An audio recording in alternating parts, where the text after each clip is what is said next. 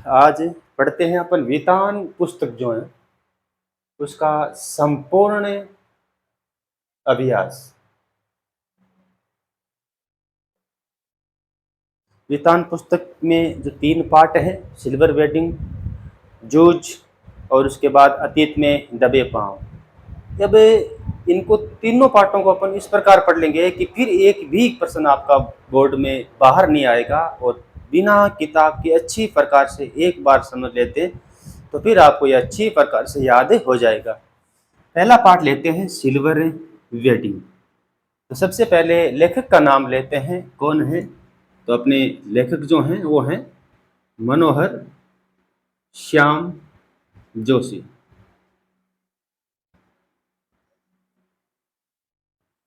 तो लेखक कौन हो गए? मनोहर श्याम जोशी। सिल्वर वेडिंग साहित्य की किस प्रकार की रचना मानी जाएगी? तो ये एक कहानी है। क्या है? कहानी। ये कहानी विधा में आती है। एक विद्या होती है जो विद्या की देवी के रूप में होती है, एक साहित्य की विधा होती है। यह प्रश्न कन्फर्म एक आएगा, एक या दो अनिवार्य के आरो भाग से या वितान भाग से कि कौन सा पाठ है, वो किस प्रकार का है। अर्थात कोई आत्मकथा है, कोई निबंध है, कोई जीवनी है, कोई यात्रा वृत्तांत है। जैसे अतीत में दबे पांव पाठ जो है वो यात्रा वृत्तांत है। सिल्वर वेडिंग का अर्थ क्या है? सिल्वर वेडिंग शब्द का अर्थ है शादी की 25वीं वर्षगांठ जो है, या फिर मान लीजिए जो 25वीं सिल्वर एनिवर्सरी है वो मानी जाएगी। तो शादी की 25वीं सालगिरह जो है। अब अपनी कहानी का जो प्रमुख पात्र जो है, नायक मान लीजिए या प्रमुख पात्र मान लीजिए, वो कौन है? तो वो है अपने यशोधर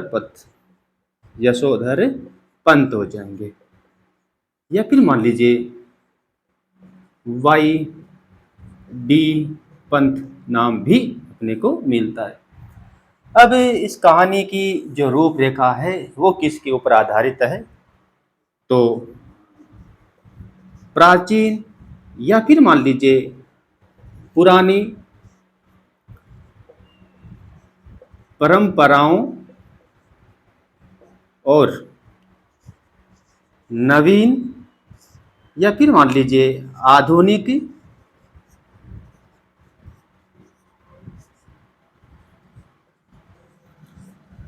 पीढ़ी के मध्य उठते द्वंद्व को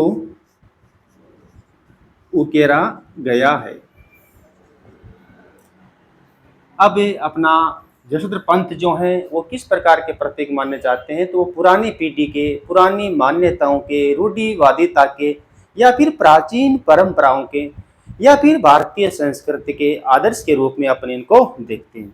इनके परिवार के अन्य सदस्य जैसे मान लीजिए इनकी पत्नी, पुत्री, पुत्र, और जो बड़ा बेटा होता है पुत्र जो है, क्या नाम होता है? भूषण। क्या नाम होगा? भूषण। ये महाशय किस में नौकरी करते हैं? तो विज्ञापन कंपनी में नौकरी करते हैं। विज्ञापन कंपनी में 1500 रुपये मासिक मिलते हैं। इस बात को लेकर भी यशोधर पंत जो हैं वो संकालु स्वभाव के हैं कि मेरा जब रिटायरमेंट का समय आ गया है, ये सेक्रेटरी विभाग में नौकरी करते हैं अपने यशोधर पंत, कि मैं रिटायरमेंट पे आ गया हूँ, सेवानिवृत्ति पे आ गया हूँ, तब जाके मेरे को 1500 रुपये मासिक मिल रहे हैं। और ये व्यक्ति जो हैं अर्थात मेरे बड़े बेटे को एक ही महीने के 1500 रुपये मिलना, मुझे तो ये भी शायद गवारा नहीं लगता, अच्छा नहीं लगता। किस प्रकार मिल सकते हैं? यशोधर पंत के गुरु जो हैं, या फिर मान लीजिए जिस व्यक्ति से सर्वाधिक प्रभावित जो हैं, वो व्यक्ति है किशनदा। कौन हो गया? किशनदा कह दीजिए, और भले इसको कृष्णानंद कह दीजिए। तो यशोधर पंत के गुरु कौन माने जाते हैं? किशनदा या कृष्णानंद जो हैं। यानी यशोधर पंत सबसे पहले ग्रामीण यानी पहाड़ी क्षेत्र से नए नए दिल्ली में आते हैं, तो इनको रहने के लिए मकान नहीं होता है और नौकरी भी नहीं लगती है। तो किशनदा जो थे यानी एक प्रकार से कंवारे होते हैं, अविवाहित व्यक्ति थे। जो भी गांव से आने वाले लड़के होते काम की तलाश में, पढ़ाई की तलाश में, वे अपने ही कमरे पे रख लेते। आप भी कहते मुझे भी खिला दो और आप भी बना के खाओ। इस प्रकार से वो उन्हीं के पास रहते हैं शादी से पूर्व। जो अपने यशोधर पंत होते हैं किसके साथ रहते हैं, किशनदास के साथ रहते हैं। और उन्होंने जो गत वर्ष प्रश्न आया था, यानी वे क्या करते हैं, 50 रुपए की सहायता वे करते हैं किसकी, यशोधर पंत की, कपड़े बनवाने के लिए और घर पे रुपए भेजने के लिए। उम्र कम होने के चलते 18 वर्ष पूर्ण होना होने से वे अपने यहाँ नौकरी नहीं दिलवा पाते। बाद में जैसे ही आयु पूरी होती है अपने नीचे अधीनस्थ के रूप में नौकरी दिलवा लेते हैं। यशोधर पंत के दिमाग में, मन में एक एक जो बात है वो किशनदास की बैठी हुई है। वो सारी के सारे जीवन से संबंधित बातें किशनदास से सीखते हैं। किशनदास की छवि उनके मन में बसी हुई है। इसी को लेकर उनके परिवार के अन्य लोग जो होते हैं, यानी पत्नी, पुत्री, 2 पुत्र होते हैं। एक पुत्र आरएस की तैयारी करता है, नंबर भी आ रहा था आईएएस आईपीएस में, लेकिन ज्वाइन नहीं की। पुत्री बार बार धमकी देती है कि मैं डॉक्टरी के लिए अमेरिका चली जाऊंगी। एक पुत्र पूर्व में ही अमेरिका में शिफ्ट है। ये बड़ा लड़का जो है वो विज्ञापन कंपनी में नौकरी करता है। पत्नी भी पहले ग्रामीण क्षेत्र से थी, ठेठ ग्रामीण थी, लेकिन अब वो अपने आप को आधुनिकता में ढाल लेती है। जबकि अपने यशोधर पंत जो हैं वो प्राचीन या पुरानी परंपराओं के पोषक है और स्वयं को ढाल नहीं पाते। कहानी की जो मूल संवेदना है मनोज श्याम जोशी की, वो यही है कि व्यक्ति चाहे कुछ भी कर ले, लेकिन वो अपने आप को उन चीज़ों से अलग नहीं कर सकता जो जन्म से लेकर जो सीखता आ रहा है। यही कहानी में यशोधर पंत की बातें होती है। आगे देखते हैं, आगे देखते हैं। सिल्वर वेडिंग में आप देख रहे हैं क्या, यशोधर पंत का ऑफिस।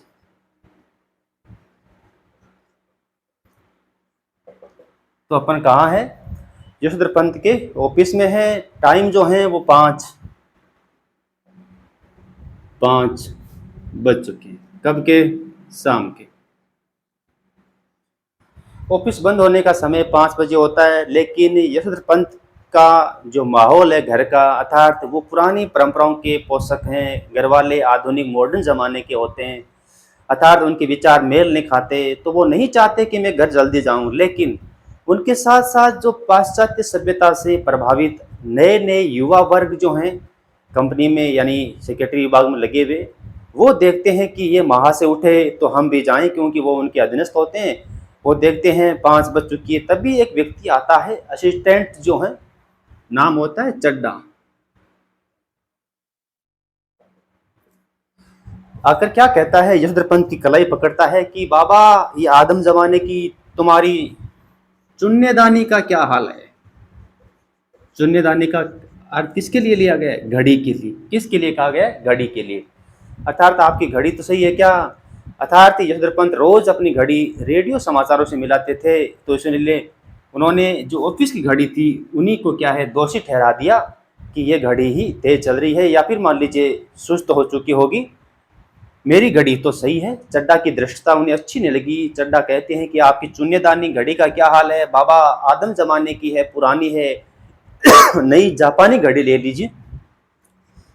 तो कहाँ की घड़ी लेने की बात की थी, जापानी, सस्ती मिल जाएगी, जापानी घड़ी ले लीजिए। तभी दूसरा व्यक्ति आता है और देखता है कि आज क्या है। तो उन्हें बाद में पता चलता है कि 6 फरवरी यानी 6 फरवरी है। इसका अर्थ है आज तो कोई न कोई नया दिन होना चाहिए। तभी हिसाब लगा के पूछते हैं तो पता चलता है कि आज सिल्वर वेडिंग है अपने साहब की, यानी यशोधर पंत की, 6 फरवरी 1946। अर्थात 6 फरवरी है, इसका अर्थ 25वीं शादी की सालगिरह हो गई है। खर्चा मांगते हैं यशोधर पंत, चाहे रुपया खर्च मत करो, लेकिन उनके पॉकेट में हमेशा 200 से 300 रुपये मिलते हैं। ये बात सारे ऑफिस वाले जानते हैं। पहले 10 रुपये निकले तो क्या कहते हैं चड्डा और अन्य लोग कि ये मिक्सचर मत पिलाइए साहब, अर्थात ये प्रश्न आया हुआ है कि मिक्सचर मत खिलाइए पिलाइए, अर्थात 10 रुपये से कुछ नहीं होगा, चाय बिस्किट तो चाहिए ना चाहिए। तो फिर 10-10 और देके कुल कितने रुपए देते हैं वो, 30 रुपये। लेकिन 30 रुपये देते हैं कि आप नाश्ता करो मैं चला। अर्थात उनका इस प्रकार की पार्टी में शामिल होना भी यशोधर पंत को अच्छा नहीं लगा। और जैसे पूरे दिन उनके दफ्तर वाले बोर हो जाते हैं, लेकिन शाम के समय क्या है कि झेप कर फिर हंसना और सबका मूड फ्रेश करना, ये उनकी अदा थी। और ये अदा भी उन्होंने किनसे सीखी थी, अपने गुरु किशनदास से। यहाँ से यशोधर पंत ऑफिस से जाते हैं बिड़ला मंदिर,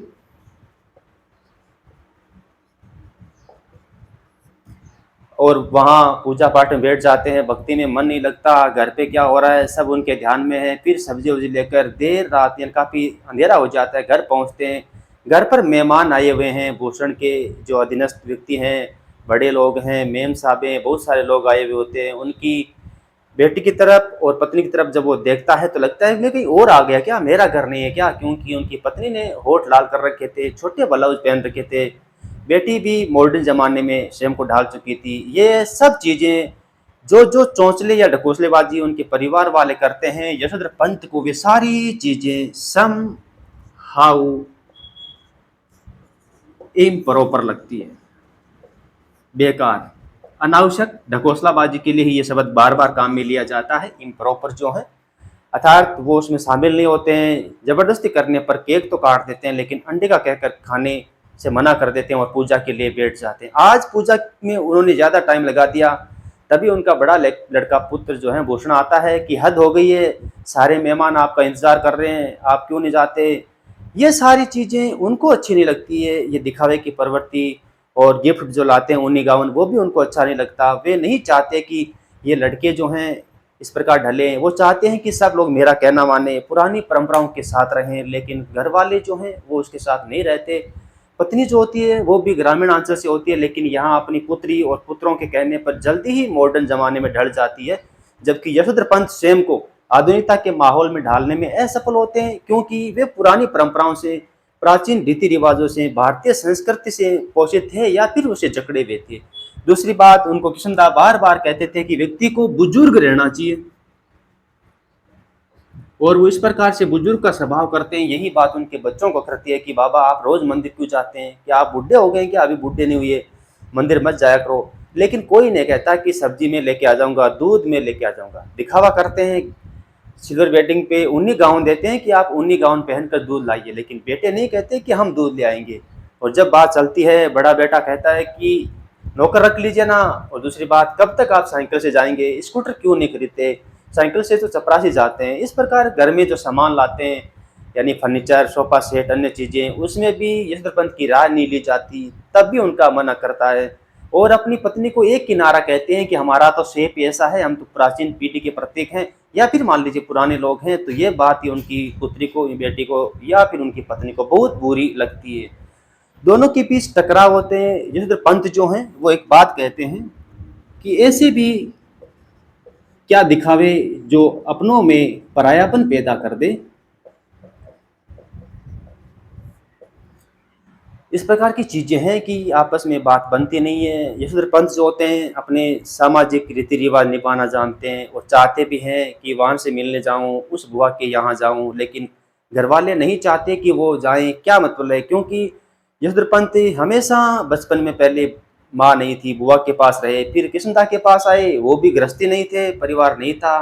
तो पत्नी कहती है कि उन्हें क्या पता गृहस्थी क्या होती है। अर्थात वो चाहते हैं कि ये भी जाएं, रिश्तेदारों से मिलें, आपस में जो आपसी आपसी जो मनमुटाव का भाव है उनको मिटाकर एक रूपता से रहें। लेकिन परिवार वाले जो हैं, आज वर्तमान समय में एकल परिवार की जो प्रथा है उसके पोषक होते हैं। शहरों में प्राय एकल परिवार हो गए, संयुक्त परिवार में रहना, ये चीज़ें उन्हें अच्छी नहीं लगती। जो आधुनिकता के लोग होते हैं या उपभोक्तावादी संस्कृति के पोषक होते हैं, अपना नायक जो है यशोधर पंत वो पुरानी पीढ़ी का प्रतीक है। इस प्रकार से क्या है कि पाठ के अंदर कहानी में जो उठता द्वंद्व उकेरा गया है, वही सिल्वर वेडिंग कहानी का मूल कथ्य या फिर मान लीजिए मूल तथ्य माना जाता है। आगे देखते हैं प्रश्न। यशोधर पंत स्वयं को आधुनिकता में डालने में असफल हैं और उनकी पत्नी सफल कैसे। तो यशोधर पंत जो हैं वो स्वयं को आधुनिकता के माहौल में नहीं ढाल पाते हैं, क्योंकि उनको वे चीज़ें विरासत में मिली थी जो प्राचीन परंपराओं को पोषक तत्व के रूप में, या फिर मान लीजिए प्राचीन मान्यताओं को, या फिर मान लीजिए किशनदास जो हैं उनसे सीखी की बातें उनके हृदय में विराजमान थी। वे स्वयं में कोई बदलाव नहीं कर सकते हैं, उहापोह की स्थिति रहती है, अपने आप मन में द्वंद्व उठता रहता है। लेकिन वो चाहते हैं कि मैं बुजुर्ग हूँ, मुझे अपनी भारतीय संस्कृति, इन रीति रिवाजों का, प्राचीन परंपराओं का, क्योंकि यशोधर पंत जो है पुरानी पीढ़ी के प्रतीक होते हैं और वे स्वयं को इस माहौल में चाह कर भी नहीं डाल पाते हैं। उनकी पत्नी जो थी वो भी क्या है ग्रामीण क्षेत्र से थी, और जब संयुक्त परिवार में रहती थी उस समय घूंघट में रहना, घर का काम काज करना, लेकिन शहर में आते उनके भी पांखड़े आ गए। अपनी बेटी के कहने पर, पुत्रों के कहने पर वो स्वयं को मॉडर्न ज़माने में ढाल लेती है, जल्दी बदल जाती है। जबकि जसोधर पंत जो हैं अपने आप को पुरानी परंपराओं से चिपका हुआ मानते हैं, चिपके रहते हैं, स्वयं को ढालने में असफल होते हैं। आगे देखते हैं, सिल्वर वेडिंग कहानी की मूल संवेदना क्या है? मूल संवेदना का अर्थ है मुख्य पीड़ा, मेन भाव जो है, मूल उद्देश्य, औचित्य, लक्ष्य क्या है? सिल्वर वेडिंग कहानी में जो लोगों की दिखावे की प्रवृत्ति है, जैसे मान लीजिए इनके घर वालों द्वारा सिल्वर वेडिंग मनाना, ये चौंसले या ढकोसलेबाजी करना, लोग आधुनिकता के माहौल में अपने आप को ढालते हैं, फिर हमारी प्राचीन परंपरा, धर्म, रीति रिवाज आदि को भूल जाते हैं, और व्यक्ति आधुनिकता के माहौल में इतना डल जाता है कि वो पारिवारिक रिश्ते जो हैं वो तार तार होते हुए आपको नजर आते हैं। ये सिल्वर वेडिंग कहानी की मूल संवेदना है कि जो यशोधर पंत के बेटे बेटी और पत्नी होती है वे उनका कोई ध्यान नहीं रखते, क्योंकि बार बार उनको यही कोसते हैं या नमक छिड़कते हैं कि आप कब तक पुरानी परंपराओं से चिपके रहोगे, जैसे साइकिल से जाना, या फिर मान लीजिए ये पोशाकें, या फिर मान लीजिए मंदिर क्यों जाते हो, आप तो आस्तिक हो गए हो। अर्थात स्वयं तो मॉडर्न ज़माने के हैं, लेकिन साथ साथ यशोधर पंत को भी उसमें ढालना चाहते हैं, और इन्हीं बातों को लेकर आपस में टकराव होता रहता है, आपस में बनती नहीं है। मनमुटाव जो हैं, मतभेद जो हैं, वैचारिक टकराव जो हैं, इस कहानी का मुख्य लक्ष्य है। यशोधर पंत अपने ही घर में बेचारे असहाय हो गए हैं, कैसे?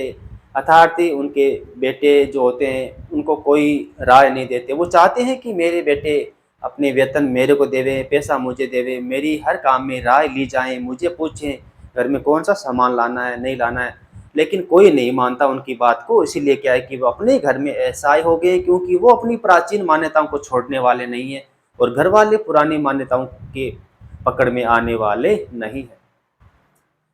यशोधर पंत के बच्चों का कौन सा पक्ष आपत्तिजनक है? अर्थात यशोधर पंत के बच्चे जो हैं वो उनसे नहीं कहते कि ये काम सब्जी लाना या फिर मान लीजिए दूध लाना हम कर देंगे, या फिर मान लीजिए वो उनसे कोई राय नहीं लेते। बड़ा बेटा जो होता है घर में फर्नीचर लाता है, सोफ़ा सेट लाता है, टीवी वगैरह जो भी लाते हैं उनसे नहीं पूछते, कोई उनकी राय नहीं लेता।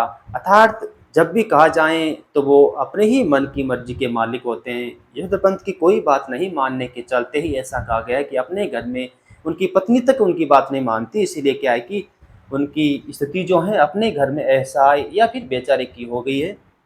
सिल्वर वेडिंग कहानी पीढ़ी के वैचारिक अंतराल या टकराव की है। बिल्कुल यशोधर पंत जो है पुरानी पीढ़ी के प्रतीक हैं, उन्हीं चीज़ों को लेकर चलने वाले, प्राचीन मान्यताएं, धर्म, रीति रिवाज, या फिर मान लीजिए एक बुजुर्गियत जो है उनमें आ चुकी है। वे स्वयं को आधुनिकता के माहौल में चाहकर भी नहीं डालते। वहीं इनकी पत्नी, पुत्र पुत्री, अन्य लोग जो होते हैं रिश्तेदार, सब मॉडर्न ज़माने के होते हैं। यहाँ तक कि उनके ऑफिस के कर्मचारी भी होते हैं, चड्डा मेनन जो हैं वो भी इसी प्रकार के होते हैं, आधुनिकता के माहौल में चलने वाले। इसीलिए इनमें पूरी की पूरी टकराव की कहानी है। पुरानी पीढ़ी के प्रतीक जो है जैसे पंत और उनकी पत्नी और पुत्र जो हैं नवीन पीढ़ी के प्रतीक है। वैचारिक विचारों का टकराव रहता है। यशोधर पंत को ये स्कूटर चलाना, वो खर्चा करना सब ढकोसलाबाजी, चौंसला लगता है। जबकि इनकी पत्नी कहती भी है कि कब तक अपन पुराने क्वार्टर में पड़े रहेंगे, कोई मकान क्यों नहीं बना लेते? तो वो कहते हैं कि गांव में पुश्तैनी घर है, वहाँ चले जाएंगे। तो पत्नी कहती है कि वहाँ तो बहुत सारे लोगों का बंटवारा है, वहाँ जाकर कितना हमको अंश मिलने वाला है, अर्थात आप तो रिटायरमेंट हो जाएंगे लेकिन मकान नहीं बनाएंगे। हर चीज़ को लेकर उनमें आपस में विचारों में टकराव रहता है। पत्नी, पंत की पत्नी उन्मुख होकर क्या कहती है? बढ़िया प्रश्न है। क्या कहती है? तो वो कहती है कि आपके बाबा जो हैं आदम ज़माने के हैं और मेरे बच्चे आपकी बात मानने वाले नहीं है, और मैं भी उसी हद तक आपकी बात मानूंगी जहाँ तक मुझे सुहाएगी या अच्छी लगेगी, क्योंकि मेरे बेटे मॉडर्न ज़माने के हैं और आप तो पुरानी परंपराओं के पोषक तत्व के रूप में जाने जा सकते हैं। कोई बात आपकी जस्ती नहीं है, आप नए माहौल में नहीं डल सकते, तो कोई बात नहीं, हम तो मॉडर्न ज़माने के लोग हैं, आपकी बात नहीं मानेंगे, आपको जैसा लगे वैसा कीजिए। इस प्रकार से उनका व्यवहार जो होता है यशोधर पंत के प्रति बिल्कुल नेगेटिव या उल्टा व्यवहार होता है। पंत को बेटी व पत्नी समहाउ इम्प्रॉपर ये कम से कम 12 बार या उससे अधिक, 1 दर्जन से अधिक बार ये शब्द आया है। इसका अर्थ है बेकार है, फालतू का। अर्थात जब वो सिल्वर वेडिंग के दिन देखते हैं उनकी बेटी जो हैं ऊंची एडियों की सैंडल पहने हुए, ब्लाउज पहने हुए, टॉप अन्य चीज़ें, पत्नी जो हैं वो बालों में हिजाब डाले हुए और होठ लाल किए हुए, उनको देखकर ऐसा लगता है कि ये बेकार में ही क्यों दिखावा कर रही है। तो ये चीज़ें उनको समहाउ इम्प्रॉपर लगती है, अर्थात बेकार लगती है। पंत का कौन सा नारा पत्नी को बुरा लगता है? पंत कहते हैं कि हमारा तो सेब ही ऐसा ठहरा। सेब का अर्थ है हमें जो चीज़ें विरासत में मिली है। विरासत में क्या मिला है? पुरानी परंपराओं को मानना, प्राचीन मान्यताओं को मानना, धार्मिक रीति रिवाज को मानना, व्यक्ति को एक प्रकार से बुजुर्ग रहना चाहिए। तो वो चीज़ें पत्नी कहती है कि आप तो पहले बुआ के पास रहे जिसके भी कोई बच्चे वाचे नहीं थे, और फिर रहे आप यहाँ दिल्ली में आकर किशनदा के पास जिसके भी गृहस्थ जीवन नहीं था, आपने सीखा ही क्या था। अर्थात विरासत की चीज़ को कब तक आप पकड़े रहेंगे, छोड़ेंगे क्यों नहीं। तो ये जो है उनको हर बेकार चीज़ लगती है, ये नारा जो है उनका वो अच्छा नहीं लगता। आगे देखते हैं पंथ पर किशनदा का प्रभाव जो है, किशनदा यानी कि गुरु की जो छवि है वो किस प्रकार से बसी हुई है। किशनदा रिटायरमेंट होने के बाद थोड़े दिन क्वार्टर में रहे, उसके बाद क्या करते हैं वे अपने गांव चले जाते हैं। कोई मिलता है कि उनकी मृत्यु कैसे हुई होगी, तो हुई होगी से उनकी या कुछ हुआ होगा से मृत्यु हो जाती है। तो सोचते हैं कि अच्छा है मेरी शादी होगी, अन्यथा मेरा बुढ़ापा भी इसी प्रकार होता और मेरी मृत्यु भी बहुत हुआ होगा से हो जाती। तो उनका जो जीवन था किशनदा का वो अच्छा नहीं बीता था, क्योंकि कोई परिवार में देख रेख करने वाला नहीं था। अब आगे चलते हैं, पंथ पर किशनदा का क्या प्रभाव होता है। रोज सवेरे घूमना, यानी प्रातः भ्रमण करना, बिरला मंदिर जाना, भगवान की आरती करना, या फिर मान लीजिए रामायण के पाठ करने वालों को अपना एक कमरा दे देना, उन्हें चाय या मिठाई के लिए बुलाना, ये सारी चीज़ें उन्होंने किशनदास से ही सीखी थी। और अपने अधीनस्थ जो कंपनी में काम करने वाले हैं सेक्रेटरी विभाग में, पूरे दिन उनसे काम करवाना, लेकिन शाम के समय उनका मूड फ्रेश करने के लिए हंसी मजाक करना। अर्थात इस प्रकार की चीज़ें सारी उन्होंने किशनदास से ही सीखी थी। ये किशनदास की छवि जो थी उनके ऊपर आश्रित थी या फिर बसी हुई थी। वर्तमान के परिप्रेक्ष्य में कहानी को देखते हैं। वर्तमान में बिल्कुल यही स्थितियां हैं।